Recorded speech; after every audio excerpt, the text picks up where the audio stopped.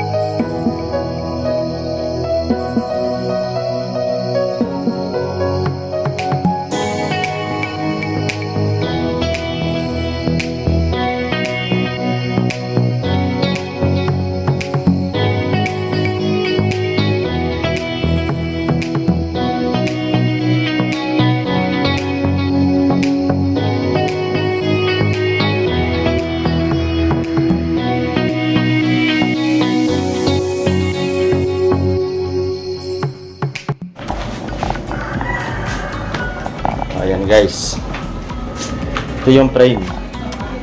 Binubuo ko na siya.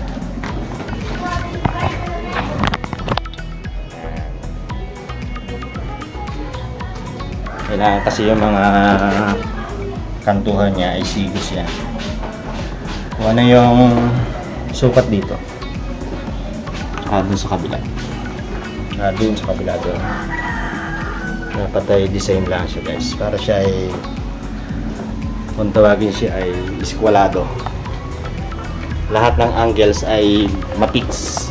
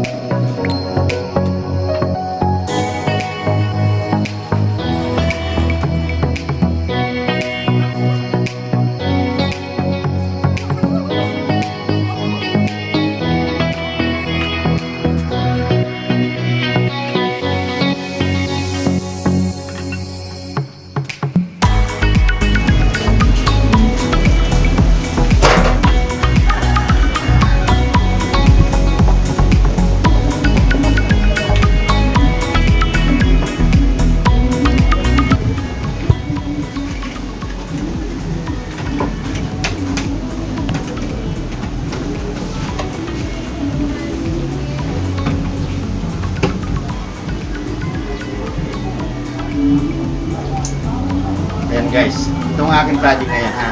Sinusukat ko lang ng safety na bago ko siya lagyan ng plywood. So, medyo okay na naman. Kaya, okay, ulit tayo sa baba.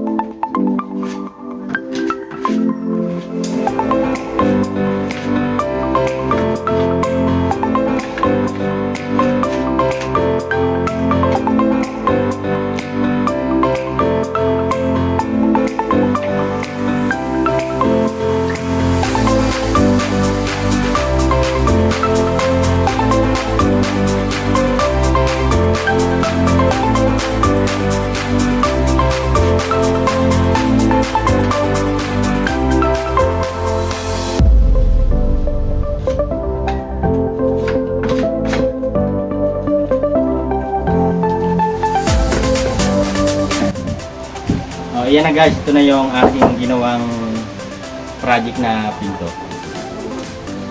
Dito naman sa terrace. So, yan, success na naman ako guys. Yan, kahit hindi ko lang siya maikabit pa ngayon kasi nasira yung aking, anong tawag doon? Drill. Nasira guys yung drill. So, yun na lang naman guys ang problema eh. Kakabit ko na lang siya dito. So wala akong nagamit. So yun ang next kong project. Yung drill naman ang gagawin ko. So subukan kong paandarin yung drill na yan. Parang merong nasira eh. So success naman ako sa aking pintong project na ginawa ngayon. Sa aking DIY ulit. So salamat guys sa inyong pagsama ha. Sa aking vlogs na DIY na ito. So hanggang sa muli. See you in my next vlog. Bye! Thank you for watching!